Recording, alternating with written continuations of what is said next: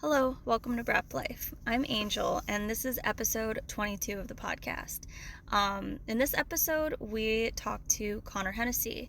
He is a rider from Australia, specifically Tasmania, and I met him due to a nomination, actually. A couple people nominated him after hearing about him coming over from Australia to ride at TKO. So he was here in Tennessee, and nobody really knew the story why. So people were asking me to reach out to him and talk to him. So I reached out and he was super excited. So this is his story and I hope you guys really enjoy it. He had mentioned that people couldn't understand his accent. So I'll be really curious what you guys think. There's a lot of Australians that listen to this podcast. So I think that's really cool that we were able to get an Australian rider onto interview. And then it just happens to be somebody who has a really bright future in racing. So I'm super excited and I really hope you guys enjoy this episode. Thank you again for listening and we'll see you next time.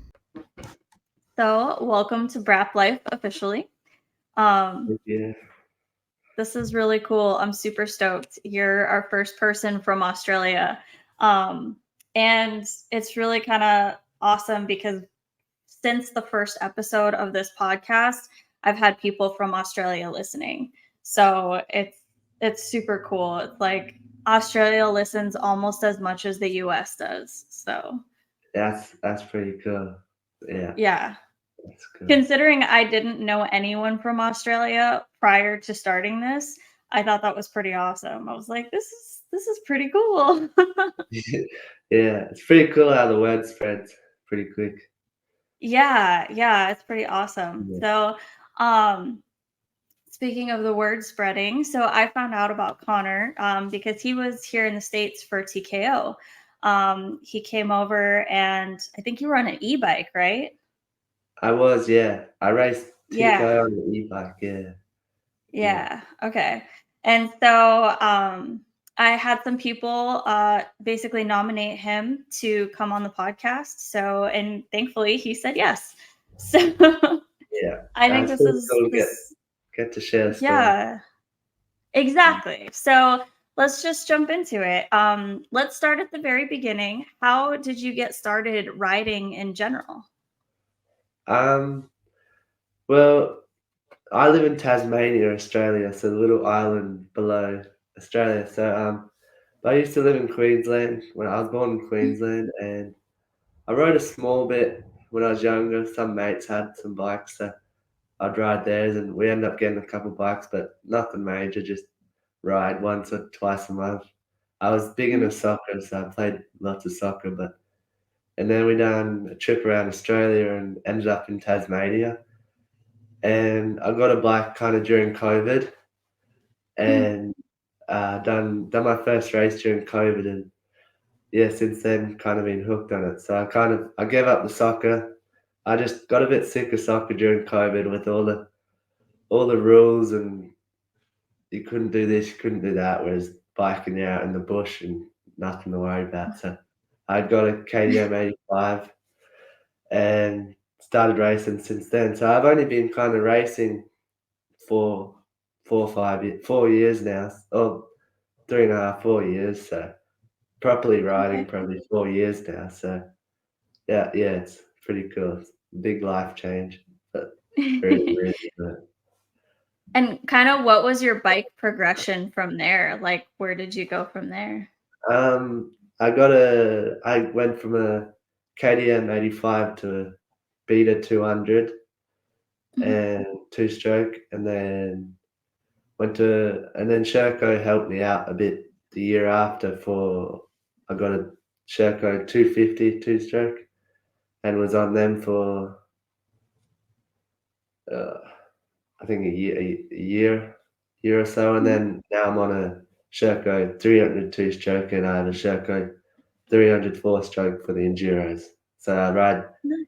Tadsy, it's a lot of traveling to get up over to the mainland. You have to get Mhm. say now 9 hour boat ride. So we don't have a Wow. lot of hard enduro here. I train a lot. It's what I love most, but most of the races are enduro, so that's on the 4-stroke. But I only pretty much ride the 2-stroke all the time. Just yeah, there's lots of riding spots down here, and it's pretty cool.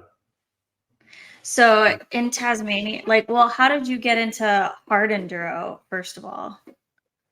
Um, I don't know. I always liked just tricking around on logs and stuff at home, and then ended up just just meeting people. And I have a mate down the road that has 50 acres, and he has all the different tracks you could want. So end up going there, Nice. and they he showed me the ropes pretty much.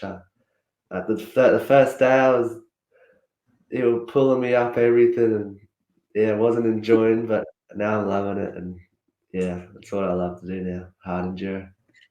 It's kind of funny how that works out, where you're like doing hard enduro stuff and you're like, oh my God, this is terrible. Like, you can't make it through a section. But then later you're like, that was super fun. I want to do it again. Yeah, yeah, it's weird how it works. Sometimes in races, you're not enjoying it, but then afterwards you want to go back and do it. But yeah, I think it gets funner too. The better you get, the more it's funner for whatever level you are. Because I don't know. I think yeah, I enjoy it anyway.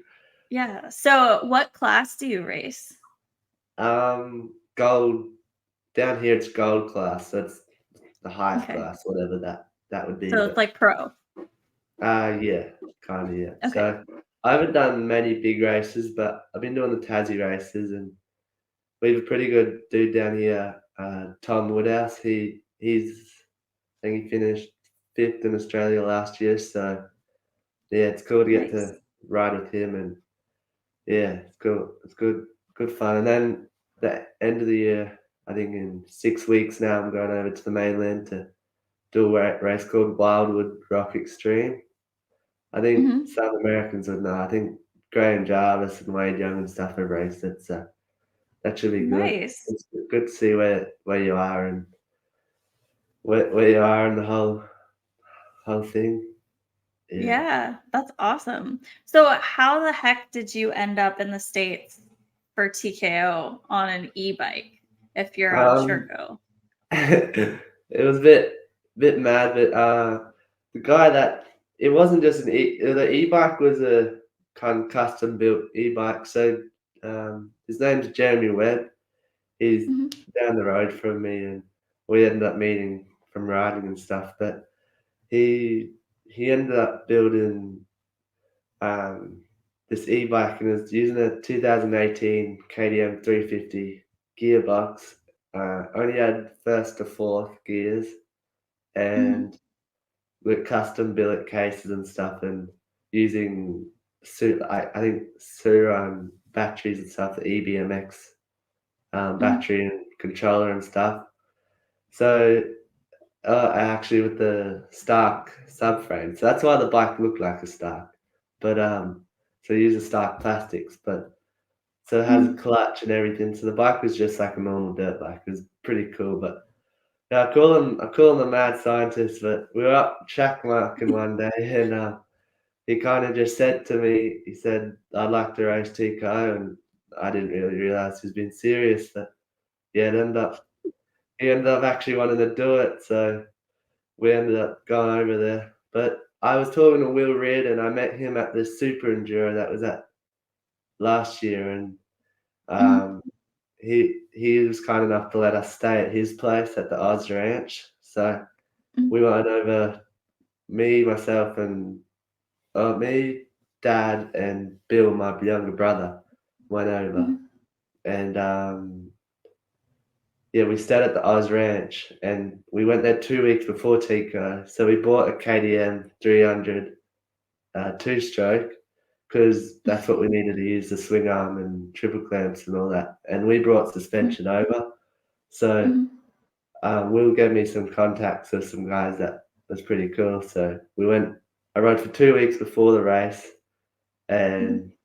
two on the week before the race, Monday and Tuesday, I got to ride a big group of all like the top riders. It was pretty cool. I got to try with like Will Reed and Tristan Hard and yeah, all the Hawaiian boys and all the group. It was kind of crazy. It was like Jordan Ashburn, all them. I was stuck beside Jordan actually once, and was talking to him. I had no idea who he was the whole day until afterwards. I see him winning races and stuff. So yeah, it's pretty unreal.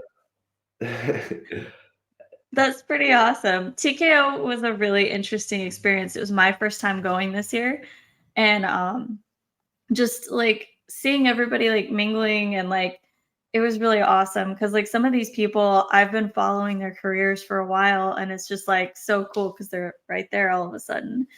Yeah, And everybody was just super nice. And again, this is something that keeps coming up, is that the hard enduro community is absolutely amazing. And even all the way up to the pros, like they're always super nice people. Like I haven't met anybody who's like a jerk or anything yet. So and I yeah, don't I don't think I will. They're just all super, super awesome. yeah. No, it's pretty cool seeing all everyone on the TV and stuff, and yeah, it's pretty cool to meet them. Even at the race, at the races, they're pretty kind of serious. Like they obviously have a job to do. That's their job. But when you meet them out of it, they're just a normal person. It's pretty cool to just meet up. And we all went and had Mexican afterwards, and it was pretty cool. Yeah, it Yeah. was really fun. Yeah. So, was it like a totally different experience riding with them? Like, is it different than riding with like other golds back home? Like, is Um. the standard different or Yeah. is it pretty The similar? standard's definitely higher, but like at home here, I'm kind of the one showing everyone, like with the mates, going showing and making lines and kind of trying to yeah to have fun. But over there, I was down the bottom watching them try to hit stupid huge things. But yeah, it was pretty cool. I mean, that's how you improve. Like you need to be riding with those Mhm. guys, but Yeah. yeah, that you can see how you can improve so much with over there riding. Like there's so many top riders, you can see how they can improve Mhm. pretty easy. But yeah, Yeah. it's pretty cool. So, when you started riding, and all the way up until now, have you had any like formal training or did you just kind of like teach yourself how to ride? YouTube's been the biggest thing, but YouTube and I've had like 2 or 3 little like coaching days where like someone will put on coaching day. I don't know hard enduro one. We actually have Chris Bales. He's on the Australian trials team, so he Mhm. does a bit of hard enduro. So he done a training day once, and Mhm. I done a motocross day. I done 2 motocross days. I don't ride motocross much, but Mhm. that was a long time ago. But yeah, so I haven't really done a lot of training. Most of it's just YouTube and like the Mhm. IRC Tiger, like Rich Larson, all those Yeah. guys. Yeah, YouTube's been the biggest thing, and then outside crashing, trying to get the thing down pat. But yeah, yeah, That's kinda cool. That's usually it's a lot of like, "Oh, my dad taught me," or like in my experience, I had to learn on my own, and then I ended up going to a clinic like a year ago, and I was like, "Oh, there's like a way to do things." And so it like yeah, totally changed my life. yeah, Um, so yeah, that's a little bit different. YouTube University. yeah. Definitely. My dad. We kind of both got into riding at the same time, so yeah, Mhm. he's not. You see lots of the guys out there, all their dads are big coaches and stuff, but it's kind of cool. Dad, we're both watching the YouTube videos, and we'll be out there. He'll be trying to see what I'm doing wrong or right, but yeah, there's no one in the family that's big dirt bike kind of guy. So we've kind of had to learn all the ropes from the start. Even working on the bikes, just have a computer beside the bike with YouTube. But yeah, now it's good. It's really good now. Like you obviously have lots of contacts and stuff, so you can Mhm. talk to people if you need help. But yeah, the start was definitely pretty hectic trying to get into it. But yeah, it's been good fun. Yeah. That's cool. I think that's awesome. You're like kind of just going at it all on your own essentially. Like that's really cool. It's Yeah. not easy to learn everything that you have to do on a bike. Like there's a No. lot of maintenance, and especially when you're riding at a level that you are, like there's a lot of stuff that you have to keep up with. So that's kudos to you for all of that because that's incredible. Yeah, that's the thing. Um, by the time you do your off the bike training and do the bike work and load it up for the next morning and go ride, and then I'm working for Dad, apprentice carpenter, so I'm a second year apprentice carpenter now. So I'm working a full work week and then riding and training outside of that. So the weekends are more busy than a work day, but it's good. I enjoy it. Yeah, it's good. That's true dedication. Wow, Yeah, that's crazy. yeah. That's not an easy job in general. And then on top of all the training, like, all right. Yeah, yeah, yeah. That's crazy. So going back to your TKO experience, how was that for you? What was that like compared to the races back home? It was super cool. Like, I think obviously at the top level, there was a lot of top guys, but there was just so many people there. Like, we'll get a third of that at a big race in Australia, but like, Yeah. there was just so many people and trucks, but it was really hot. That's one thing I was struggling with. That the first 2 weeks, my heart rate was blowing up. The heat was insane, but yeah, it was good. The races personally, I found we didn't kind of get to keep going because we're on the e-bikes, but the tracks I don't think were really that difficult. It was so Mhm. dry and it was a lot more like an enduro, so it was good. But the e-bike, we've been training in Tassie with like before we left, I was riding in the snow. It's winter over here, so all Oh yeah, okay. sloppy and wet and creeks and stuff, and over there went over and dry and dusty and hot as so the bike was struggling with the heat a bit. It was the controller was getting a bit hot on the fast stuff, which meant Mhm. I was losing a fair bit of power. But yeah, we've a few things I think we could improve on. But yeah, it was a bit of a shock. We didn't know what to expect with the heat, but the tracks were cool. It was cool to be riding, like, get on the podium with Spencer and stuff, but yeah, I'd be keen to, do a electric bike with and get on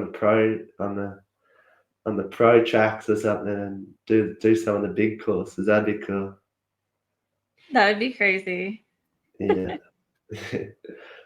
That Yeah. was my first time seeing e-bikes like on any of the courses. I hadn't seen them race before. So it's kind of funny because I was doing media there and I rely on hearing the bike before it comes around the corner to know when to like be ready for the shot, and all of a sudden e-bikes would come through and I'm like, oh dang it. It was so hard, so I had to just like sit there and be ready with my camera. Yeah, definitely. When you ride and you hear all the crowd, it sounds a bit strange riding a little something that's just zipping around. But Yeah. even we had to start at the back of the pack on Sunday, so Mhm. I think next time we need a horn or something. I was shafting the shout a lot. I couldn't rev the bike. Yeah, That's so funny. Yeah, I remember I was actually I don't even know if you remember, I was staging you guys. So I was the one who was like getting you guys ready. So yeah, when people nominated you, I was like, "Oh, yeah, I totally remember him." Like that was yeah, funny. So yeah, it was a really cool experience at TKO, and I'm super excited to go again next time everybody's here for it because that was really fun. Um, yeah. It it was was just really cool. It was yeah, such a and cool experience. seeing people from so many different places was really awesome. I have this really bad habit of picking up accents, and usually it takes me like 5 minutes, and then I'll just like slip into somebody else's accent if I'm around them for too long. And I was hanging out with Rachel Gudish. We were walking the track together, and we ran into Maddie Green and Wade Young, and so they were talking to us, and I was just like trying so hard not to pick up their accent. And then I was talking to Graham Jarvis a little later, same thing. And I was like, oh my God. I was like, I have to be really careful because I don't want anyone to think I'm making fun of them because I'm really not. It's just a thing that happens. Yeah, that's probably one of the biggest things I struggled with going to America was trying to talk to people that no one understood what I was saying. That both my parents are from Ireland, so they both have a strong Irish accent. So over here, I would have to. No one understands dad or anything. But over there, everyone understood dad, and no one understood me. So that was the hardest you, part. could, you couldn't translate for him. No, yeah. Yeah, he had to translate for me over there.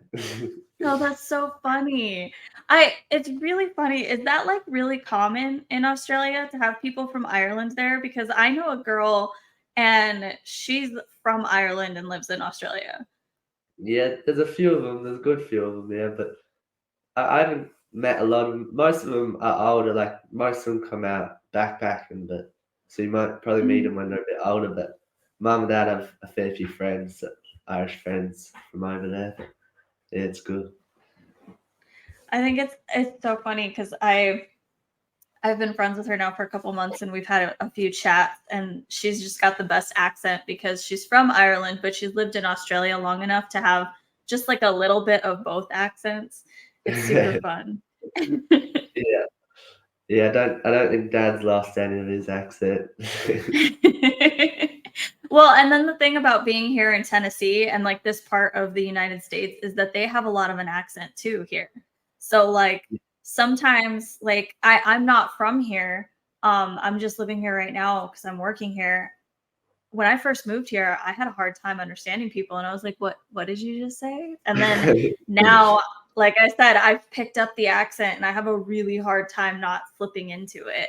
It's just like, oh Yeah. man, this is There's a lot of different slang, like different words and stuff they use, like y'all and all that stuff. yeah. Y'all. Y'all's a Um, big one around here. yeah.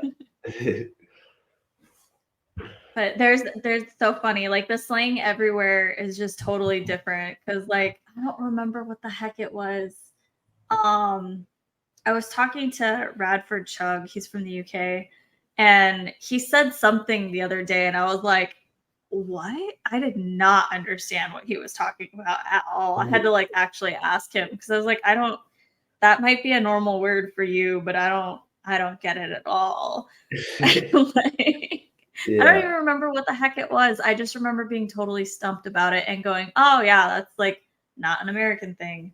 Um, but it's I really try to like I have friends, like I said, from Australia. So like I try and like, like understand that things mean different things other places. And like Yeah. bonnet is like the front of a car for some people, but to me it's called a hood.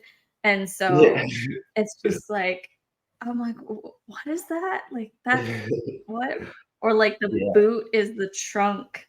So there's just like the little things that like it trips you up for a minute and then add an accent on top of that and you're just like, wait, what? Yeah. Yeah.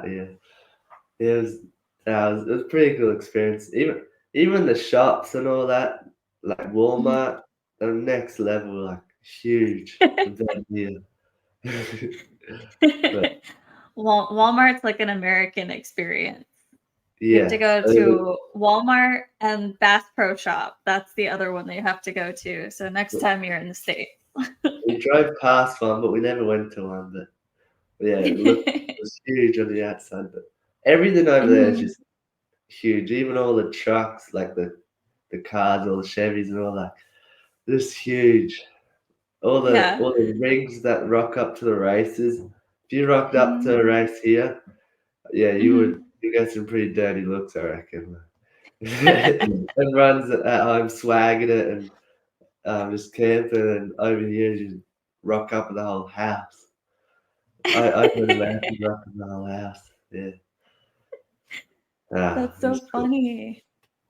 It's hilarious because everybody like I've been following this hard enduro series here in the States since April, and I've been to a bunch of the races, and everybody was giving me a hard time because I don't have a big fancy rig. I sleep in my car.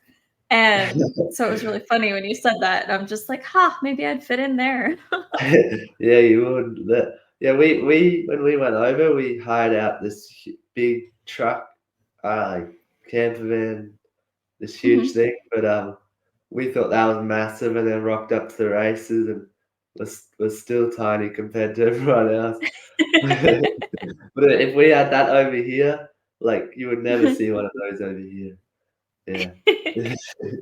It's just so common here. That's so funny.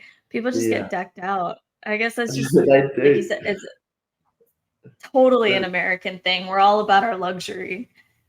you don't have to do something over there. You just you Yeah. go to town. Yeah. Yep. Go big or go home. That's the saying. That's it. Yeah. Well, going back to racing and all of that, um, so when you're getting ready for a race, whether it's home, whether it's TKO, I guess I should ask, is it different preparation? Did you train differently for TKO versus when you're doing a race at home? Like anything with like fitness, nutrition, anything like that? I mean, I think I was kind of just doing the same thing back Mhm, home until I went over there, but over there obviously wasn't working or anything. So you had those 2 weeks where you riding all the time. I didn't really do much mhm, off the bike train when I was over there, just because we're kind of so busy trying to get parts and um, mhm, make sure the bike's all good and you just ride like you wake up and you go out. We went to it was either Brushy or Brown Mountain and mhm. wherever Tough Like Roar is, I think. Is that right? Oh, that's in Pennsylvania. No, So sorry. There's a race somewhere in either Brushy or Brown. it's Brushy. Brushy's where they have the hard enduro. It's Battle of Yeah, the so Goats. I went there and I knew no one, and the guys pointed out these two people. I went rode with them, and like yeah, the days are pretty cool. Like it was so hot, but didn't have a lot of time to do off the bike training. But I Mhm, mean, over there, I think it was getting ready for the race. I was drinking a lot more and getting a lot more like hydrolytes and stuff into me because mhm. just sweating so much and so hot. Yeah. Whereas over here, you have jackets on before you start the race right now. But yeah, um, I don't know. I think over there, I think the nerves were through the roof before the race because you flew all the way over and it's such a big one-off race, one-off Mhm. event that you obviously you kind of feel the pressure that you want to do half well. So over here, you're ready the night before and you drive to the race in the morning. So it's Yeah. kind of everything just normal until the race is over there. You go over for 2 weeks just for this one race. We went for 3 weeks, but you were there for 2 weeks before. So Yeah. I think we felt a lot more pressure over there, but now it's good. Doesn't it get pretty hot where you're at, or does it not get as hot in Tasmania? Um, Tasmania, you're down bottom a bit more, so it's a bit colder than anywhere else. But right now it's Okay. winter. It's warming up a bit. We had a couple 20-degree days today. I mean Yeah. during the week. So um, but yeah, it's been kind of chilly, been pretty cold. But it will warm up. Like it'll start getting pretty nice during the summer. But even the Mhm. water, you might have a few weeks where the water is nice to jump into. But yeah, it's up in Queensland. It's definitely a lot more tropical. Like during the winter, it's probably like a summer down here. Okay. Yeah, Okay, that makes more sense because I was like, I swear it got more like warmer out there, but that makes sense because I don't know a whole lot about Tasmania. So yeah. I mean, we're closer to Antarctica, so yeah, that's what I was thinking is you're further south, so that makes yeah, sense. yeah. So. but not everybody knows geography. So for the Yeah, people listening, this is very helpful. we're a fair way away from all you guys. Yeah. So, well, we have people who listen. So there's Perth, Adelaide, Sydney, and then it just says Sunshine Coast. Yeah, So that's those actually are where I'm the from, the Sunshine Coast. That's up in oh, Queensland. really? Yeah, Okay. yeah, So those are the places that listen as of right now. So yeah, yeah, cool. Yeah, so I'm down at Hobart, so down Tasmania, to down the bottom of Tasmania, kind of as south as you can kind of get down. I was gonna say, so So, you're way south. Okay. yeah, yeah, That makes yeah, sense. Well, it's kind of funny that you say it was so hot though, because they were saying this year at TKO wasn't as hot as it usually is. The humidity stayed down, which was really nice. I don't deal with humidity well, so I was very happy about that. Um, but yeah, yeah, it was not pleasant for most of that time, especially when you're out in the sun. Like when you were in the woods, it wasn't too bad, but when you're out in the sun, it got really hot. And I can imagine when you were actually riding. I wasn't riding, so I probably shouldn't say anything, but yeah. No, I think actually, like the actual race was insane. Like a few days training before, I felt way Mhm, hotter than the actual race. The race was pretty nice, but just mhm, just in general, I think you need to get used to it too. Like the first couple days mhm. riding, I nearly died. Like you'd go up through a section, you'd be at the top, and you just feel so claustrophobic, and take all the helmet off and just dripping wet. But I think once you get used to it, it's not that bad. But Mhm. at the start, it's a big shock to the body. Yeah. Yeah, I Yeah, can I can definitely see that. I'm from Arizona, so I'm from where it's really hot. But I've moved all across the country, and so I've experienced the super super cold, and then I've experienced what they call heat here on the East Coast, which is the humidity, and it's just completely different. So I can imagine that it was just like a shock, especially because it's winter where you're at. So you're yeah. just like, what is happening? You know it's gonna be cold, but you don't really realize. I mean, you know it's gonna be hot, but you don't really realize like you see the temperatures and stuff, but you don't really realize how actual hot it is. Like I mean, Yeah. up in Queensland, you'll get that kind of heat, and Mhm. we get that once in a while down here. But when you go from cold to the hot, it's a big difference. Just a shock, yeah. Yeah. So, and also, I think getting over there, you're tired and all that, bit of jet lag for the first week. So trying to get Mhm, through that all makes that, sense. and then, yeah. So, did you guys go anywhere else where you were in the States? Did you get to, like, vacation a little bit afterwards, or did you go straight back? Afterwards, we actually headed straight for somewhere in South Carolina. We went over to the beach and um, stayed at the beach. I think it was called Ocean Nice. Lakes. So it was just Okay. massive campground thing.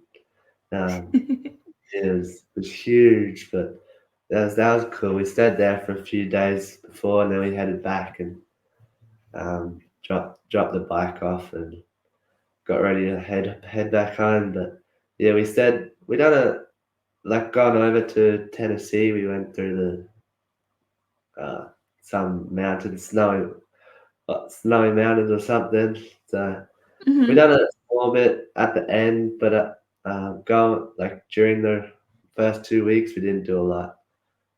Yeah. Yeah, Well, you focus on the bike, so that makes sense.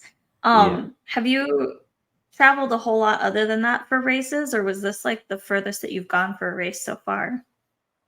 Oh yeah, that was the furthest for sure. I've Okay.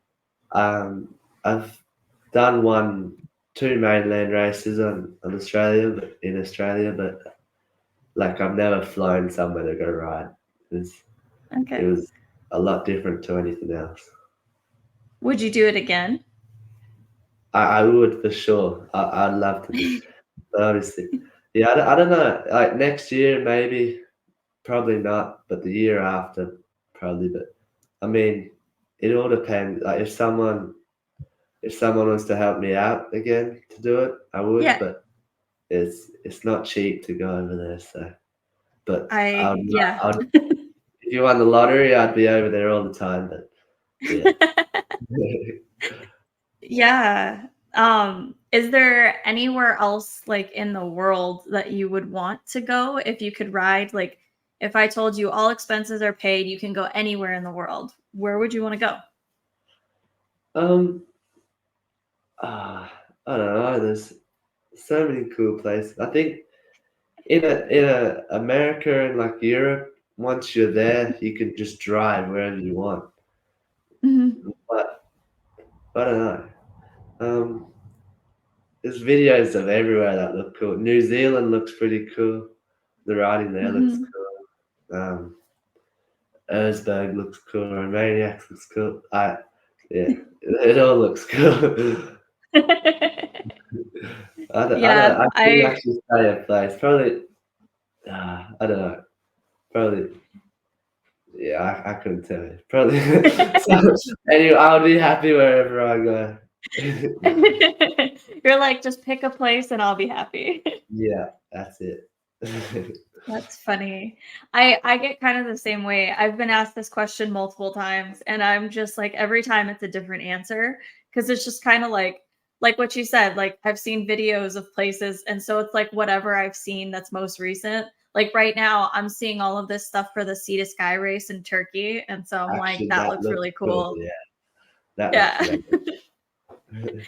So that one would be pretty epic. But I am not a hard enduro person yet. I'm working my way up to being in hard enduro, but when I started watching it like 10 years ago and when I got my first bike, it was just like a little Yamaha TTR 125.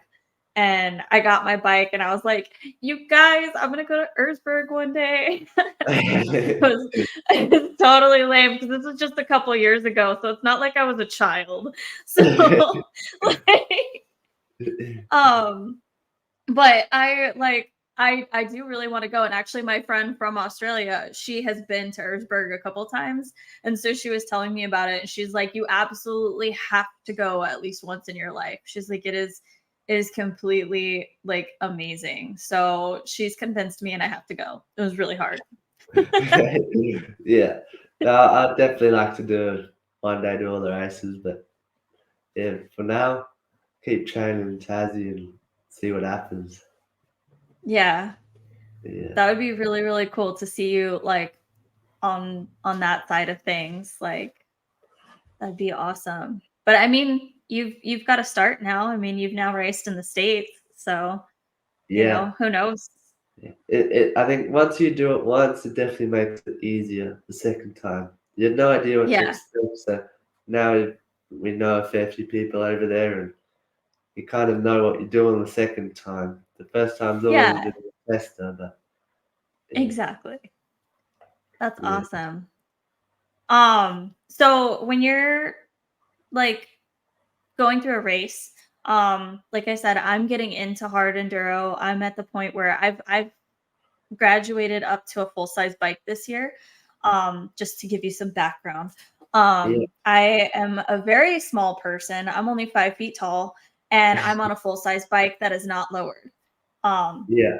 so I've had some challenges trying to figure out balance and things like that on a bike that I can't touch the ground on. But I've started to dial it all in. I've been working really, really hard, and I've started to do harder and harder things on the bike.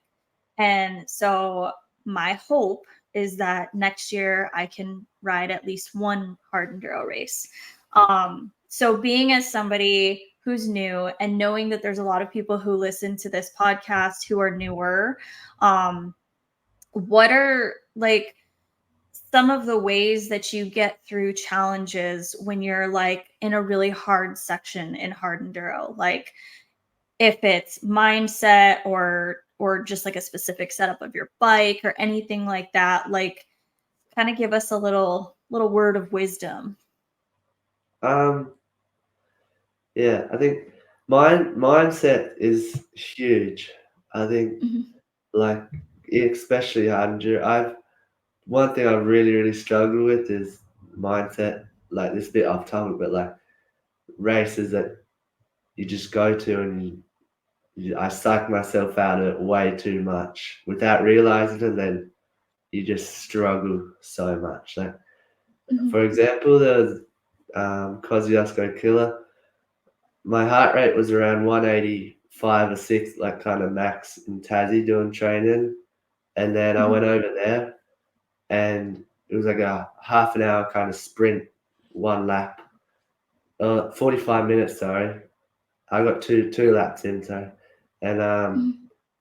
my heart rate like went to 200 and was averaging 185, and I didn't even feel that bad. Like my head just psyched myself out of it, and Yeah. then I think it just sets you up bad. But I think for getting into it, I think you need to have a good tire setup, like your back tire, moose. Mhm. I run mooses. I know tubeless are pretty good.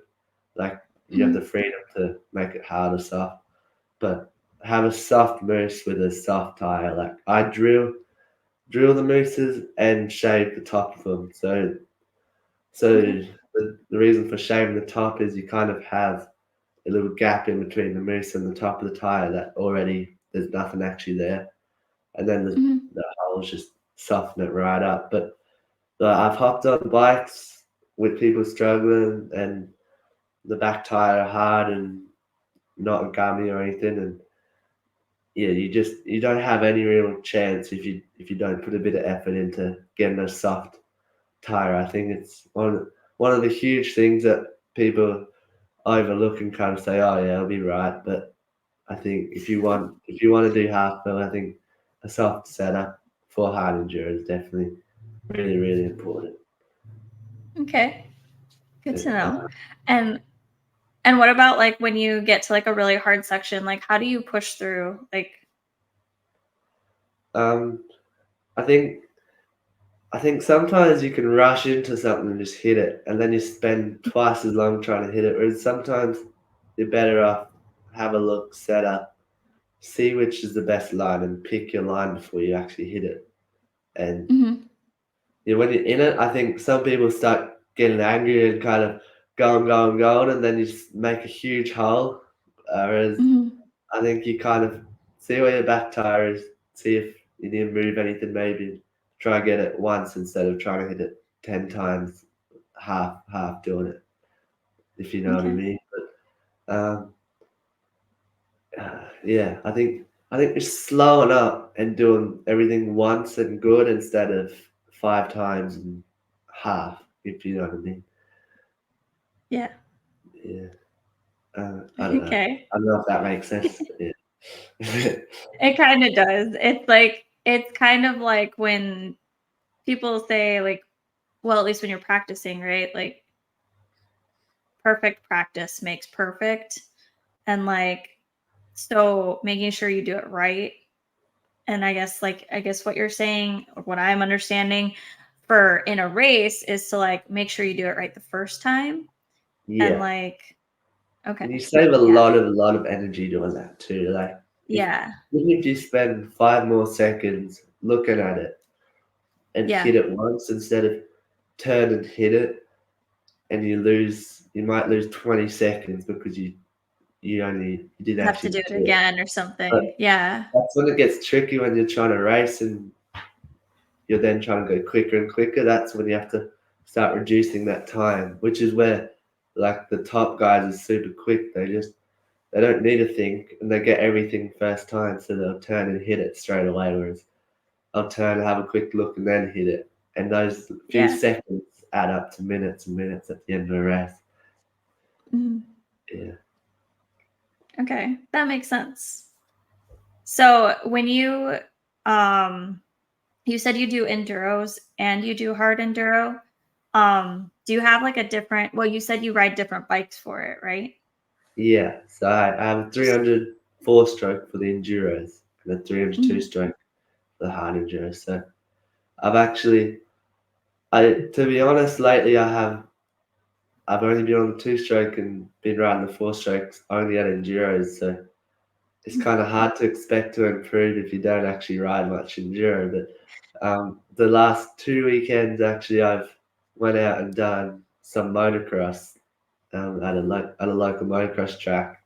So I've been trying to work on the speed a bit lately, just because I haven't really worked on it all year, and I've kind of just been staying the same all year. So I can't really Yeah. expect to improve if you don't work on it. But I think it improves everything, getting comfortable in the area even too. So Yeah. um, yeah. So are you a person who like will focus in on what you feel like is your weakness then? That's kind of what it sounds like. Yeah, yeah. I think that's kind. I think to get better, I think you obviously have to do whatever you're worst at. So I've been lately trying to do a bit of 4-stroke and a bit of 2-stroke. So I Mhm. went rode motocross yesterday. Done a few motos on that, and then this morning I got the 2-stroke ready last night, and gonna go do some hard enduro today. So yeah, it's mixing it. It's a lot of actually obviously extra work with the two bikes, but Mhm. I really like the 4-stroke. Like I find it lots of fun riding it, even though Yeah. I haven't rode it much this year, but I really like it. So that's why I'm trying to ride a bit more because I have this weekend and next weekend off, and then I have 4 weekends straight of racing. So Oh kind of wow. trying to, and then I'll be done for the season. So trying to Mhm. finish the season off strong, and then yeah, have a bit of a That's break and awesome. get ready for next year. When you're in your off season, like what do you do for your do you keep up with your training or do you kind of give yourself like a certain time to like just take a break completely or like do you go out and free ride or what do you do for your time off? um, I mean, because I've only really been doing it a few like 4 years now Mhm. properly. Each year, you kind of get better and more focused on it. So each year it's getting a bit. It was went from cruisy to yeah. Now I'm focusing a lot more on it. So I'll probably have a week or two, a couple of weeks off, and then I'll try to focus a lot more off the bike this year. I reckon. Like the last couple of years, I've just been doing a bit, just having fun with it. Whereas yeah, I'm trying to take it a bit more serious now. I'm 18 now, so I kind of see it. If you want to give it a crack, you kind of have to go for it now. So, but yeah, I don't have a trainer or anything. Um, Mhm. bulk nutrients they help me out a lot. So they they're like 15 minutes up the road from me. So they have a full gym at their place. So Nice. I get to go there whenever I want. So yeah, try and go there in the. I struggle to do stuff in the mornings actually. Early in the morning, I don't know. I'm not feeling it sometimes, but I try kind of at the moment the last couple of weeks try gym 3 days a week, Monday, Wednesday, Friday, and then I Mhm. ride Tuesday, Thursday, and Saturday, Sunday. So yeah, I haven't done. I'm mostly trying to build strength up. So I Mhm. haven't done a lot of cycling, which is what all the top guys say, but it's just time. Like you get home from work Mhm. and you either go ride or else might go to the gym and then spend the rest of the night getting your bike ready for the next day. So it's just Yeah. trying to fit the time in. But I think yeah, I try to focus a lot on off the bike training and get stronger for next year. Like you when you're versing the grown men, um, yeah, I don't have much for them at the moment. It's hard. It's hard. It's funny that you said that because I want to do hard enduro and I've been to these races this year and it is a bunch of guys in the class that I would be in. And I'm like looking at them muscling their bikes through stuff and I'm like, I am like half their size. Like, how am I supposed to do that? But Yeah, for whatever reason I'm motivated to. So I have to like I've been working on strength and fitness, nutrition, all of that this year. That's been something that I've been really focused on because I'm a lot older than you. I'm Yeah. 34 and I'm just getting into this. And, you know, for whatever reason, I have it in my head that like I can do this. And like, I mean, I can to a certain extent. I'm not going to go pro. I'm too old to do that. But, you know, I do want to push and I do want to do it semi decently. So, Yeah. um, I've really changed my mindset this year. And like you're talking about, like it's hard to do things in the morning. Like it's hard for me to do things in the afternoon. So my job is in the morning and I work at 4 o'clock in the morning. I'm out by 12:30 and I just want to come home and take a nap. But Yeah. but I can't do that. I mean, I could, but I have made myself accountable to myself this year. And 3 days a week, I'm out training on the bike. And at least one of those days is usually a trail ride, like, or just like going out with other people because most of the time I'm alone. Um, but like when I'm alone, I don't go on anything super crazy because that's not safe. But I go out, I make sure I'm working on like my balancing, my clutch control, all of the fundamental things, making sure I'm practicing all of those things. And then when I go out with other people, it's riding hard, it's pushing myself, it's doing the hard enduro stuff. And um really trying, but I have people there to help me and to like make sure I'm okay. So, Yeah. but the mindset thing has been huge for me this year. And that's something that we've touched on. And I think every single episode of this podcast is mindset. And it's just so important from everyday riders all the way up to pro racers. Everybody talks about it and how it's just like I think all of us as dirt bikers in general have a specific mindset and we really have to like we have a little bit of crazy that makes us want to do it because every single one of us when we started, we fell a lot when we started riding.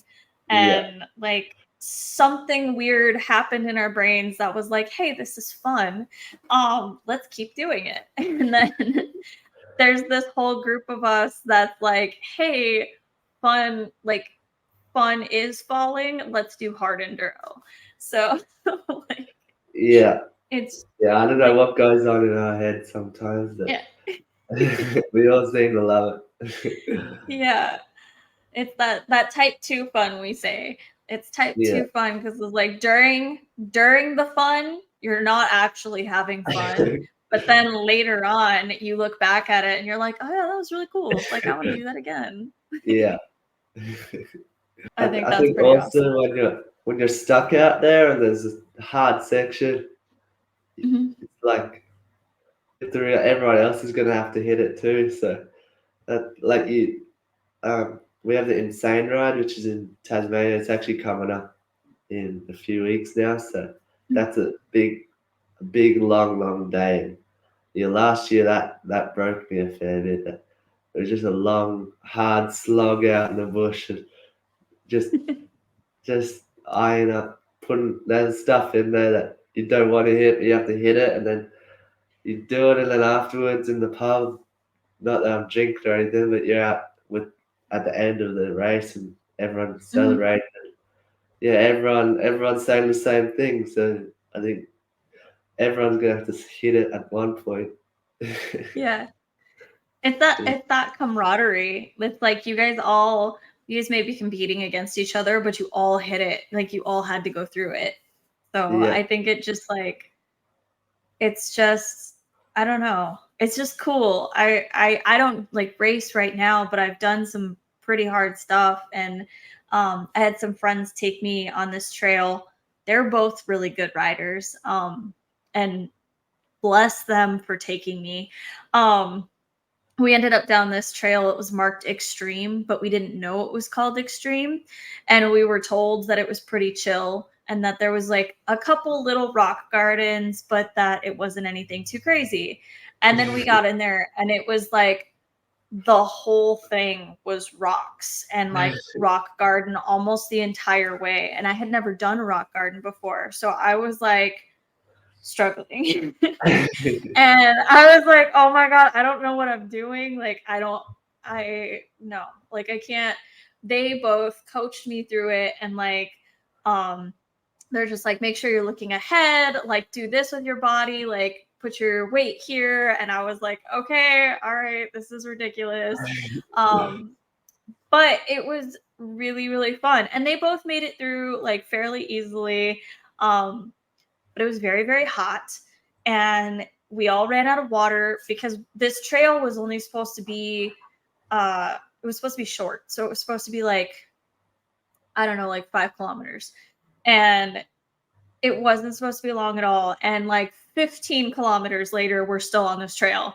And we're like, okay, we did not bring enough water because we thought we were just going to like circle back to the car. And we never circled. We just kept going.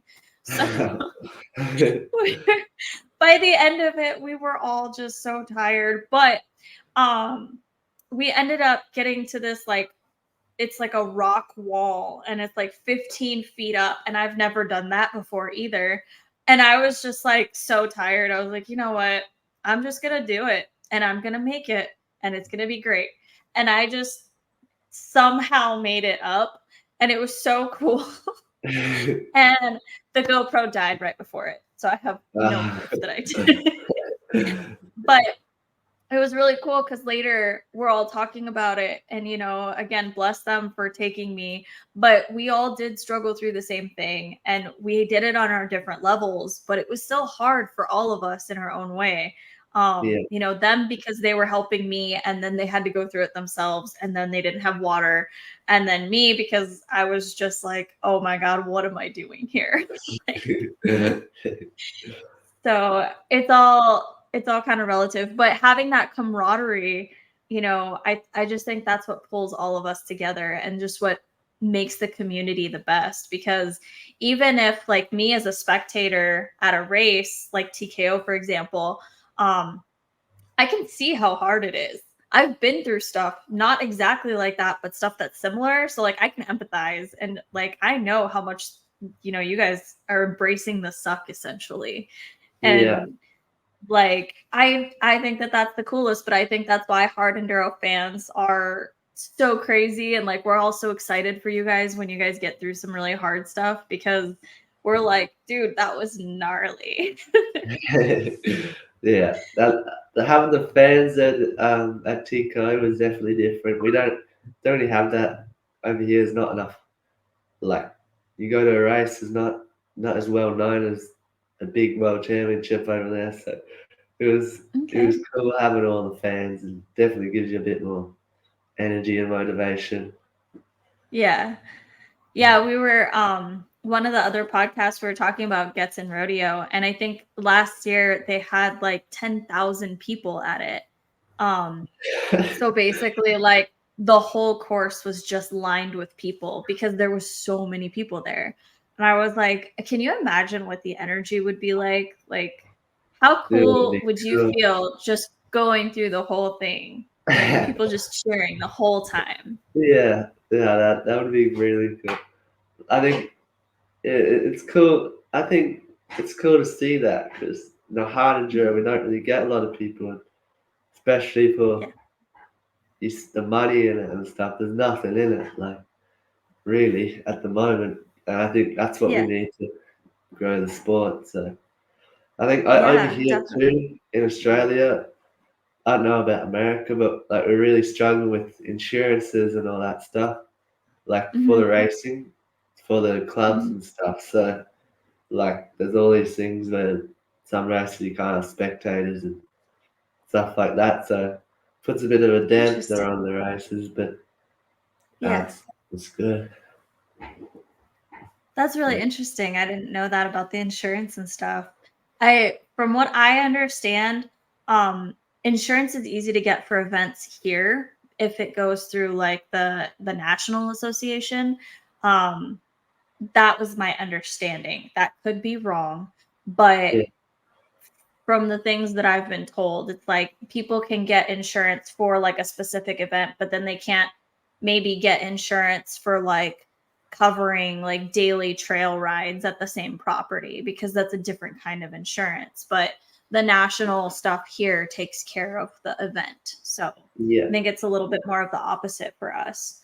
yeah.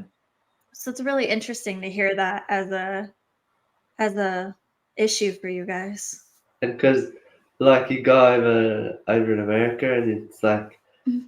the whole race to go race it was like $70 or something. Mhm. Whereas over here you have to go get a MMA membership, like which could be a couple of $100. Then you have to sign up to the club. Then you have to um, pay to the race. So the national races are nearly $300 for each race, and that's just to Mhm. race. You don't have to pay for club membership, and you have to pay for the to have the license. So it Wow. adds up a fair bit. And then when I went over there, one of the biggest races ever, and it cost $70. I couldn't believe it. Yeah, I think well each race here, at least for the US hard enduros, each of them costs different. So like some of them are more expensive. I think King of the Motos is like I want to say it's like $400. It's more expensive, I know that. And then but I think that has to do with the fact that for that race they're doing like the GPS. It's a GPS race, so that's I think it accounts for that. Um, but yeah, I mean, it just depends on what race you go to and how much it is. But that's definitely it's not as expensive as some things. Like I'm running ultra marathons now. Like I've been training for one, and some of the ultra marathon races are like $1,000 to enter. And I'm like, that's just running on your feet. Like, why is it so much money? Yeah. It's ridiculous. But I mean, I don't know what the world ones cost to get into, but I can imagine that those would be a little bit more expensive. Um, I don't That's a know. lot of I've never money. looked at it. Yeah, it Yeah. is. It How, is. how many miles or Ks would that be? The ultras. For so the one that I'm supposed to do is it's a 50K. 50 kilometers Yep, or miles. Oh wow. 50 Yeah. kilometers. So it's roughly like 32 miles. So yeah. Yeah. Yeah. Yep. That's It's big. it is. It is. But I do hard things for fun. So, Yeah. I run and I ride dirt bike. So I'm a little bit crazy.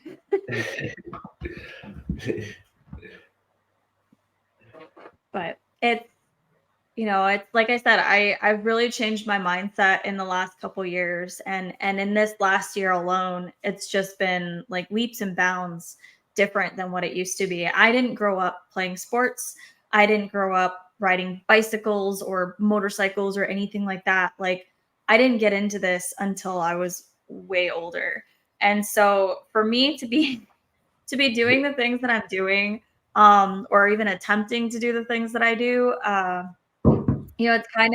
it's kind of been a lot because I really have to push myself. Um, and a lot of people are like, "Well, you're too old. Like, why would you even try? Like, dude, we're in our 30s. Like, we're supposed to be like getting fat and whatever now." Like, I'm like, "No, I don't want to do that. I want to push. I want to, see what I can do."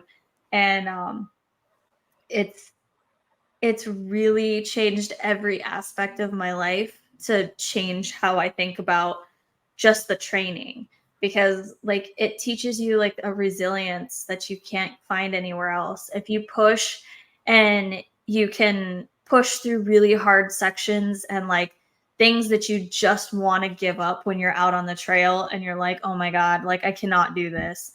And then you're like, "Okay, I'm just going to give myself like 5 more minutes of pushing, and then I can maybe give up at that point. And then you get through that 5 minutes, and then you're like, okay, that wasn't so bad. So like now I'm gonna keep going. And then all of a sudden you've made it through. And then you can do that in other aspects of your life. And I think that for people like you who are a lot younger, it really helps set you up for life in a completely different way, because you do have that resilience, and you have that push to do anything. Like, and that sounds super cliche, but honestly, you can. Yeah, it's definitely very different to anything else you do. Even like all the mates and stuff. I don't know. I think riding is a lot different. Like you've all the responsibility of keeping the bike going, fixing it, Mhm. training, riding, all by yourself. Whereas, say for soccer, you're training this, and this day, and then you rock up. You have a coach there. You've a couple mates. It's a bit of fun. Whereas riding, you could be lazy, or else you could like there's no one pushing you really. So Yeah. yeah, it's all on yourself. So that's what I like Hmm. about it too. Is you rock up to a race and you do bad, it's because of you. It's not because of you couldn't play an awesome game, but all your Yeah. mates might have not done anything. Whereas riding, you've not a lot of excuses, so it's all on you. Yeah. Yeah, Yeah, I like that. I like that. That's a good way of thinking about it. yeah, yeah. So I also have a brother. He's 14, so he rides too. So he's on a Mhm. Sherco 125. So I I drag him along to go riding with me. So we're both riding a fair bit. So I have a sister. She's 18 months younger than me, and so she's 17 now. And then Mhm. a sister below Bill, so she's 12, I think. So Mhm. the older sister, she plays younger than me, but she plays soccer, and then the other one plays basketball. So me, Bill, and Dad are always racing, and Mum and the two sisters are always going playing, doing that. So the whole family's kind of pretty into the sports. Yeah. Yeah, Well, that's kind of nice because you have a lot of support for that then. yeah, yeah. It's everyone's busy. Everyone's in the house is busy, so makes it Yeah. fun. Yeah. So So are you pushing your brother to like he does hard enduro too? he does. Yeah, he does a small bit of hard enduro. He likes it. I think he does. I think he just likes riding with his mates. To be honest, like Yeah. I don't know. He's 14 still, so but yeah, I think he does need a bit of a pull along to get going and go riding. But once he's out there, he likes it. But yeah, I think he needs a bit of motivation sometimes to get out there. That happens at that age. I could understand that. Yeah, yeah. So is he pretty good, or is he not quite at your level yet, I would imagine, but I mean, he's obviously not much. He's still younger than me, but like he's good for his age. Like I mean, when I think about it, I only really started riding when I was his age, so he has yeah. a big uh, advantage compared to me now. If he puts his head down and wants to do something with it, he has a lot. But I don't know. Mhm. We'll see if he wants to put his head down or not. So if he decides to and he starts to like come up and start to ride better, are you gonna have like a sibling rivalry? Oh, I hope so. Well, that's what I think. Like, such an advantage if you can get your brother out to ride. Like, because I can't really go ride by yourself. It's a bit Mhm. dangerous. So Mhm. if he comes with me, it makes it a lot easier. So he comes with me most of the time, but I have a couple more mates that I go ride with. But yeah, I mean, if I train him to come ride, we both start pushing each other. So we were on doing a Enduro the other day.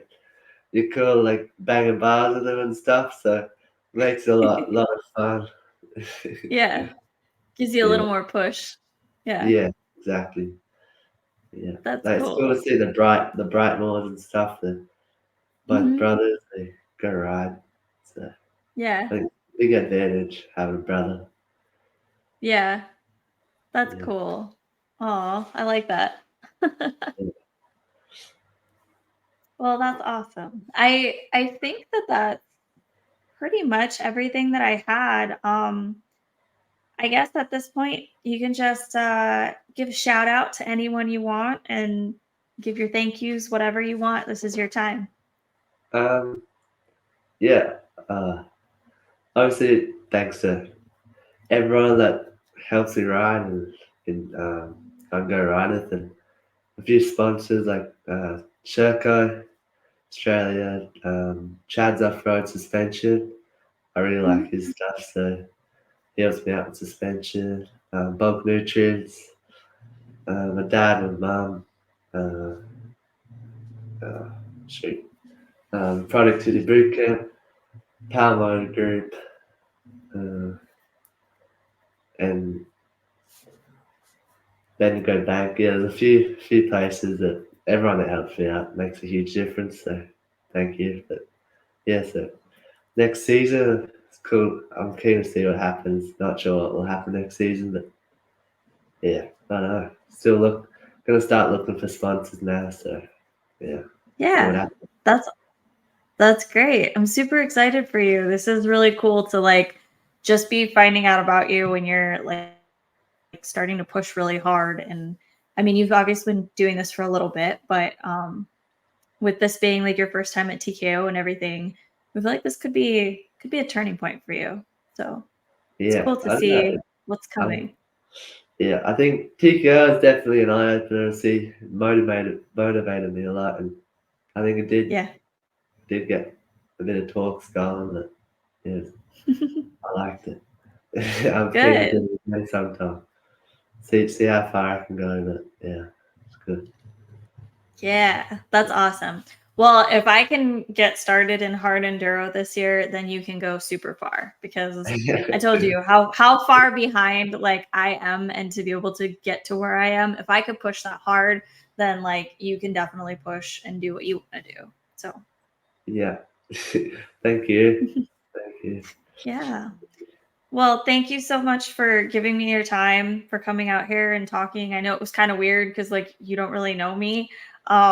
But it was really cool to be able to sit down and talk to you. I think this is awesome. Thank you. I really enjoyed it. It's cool to think that some people wanted to know some of the Yeah. story. People It's want to good. know your story. People want to know what you're about. So you've already made an impression. So like I said, I think this is a turning point for you. So it's super Yeah. exciting. Thank you. Thanks a lot. All right. Well, we will talk to you later. Thank you. All right. Bye.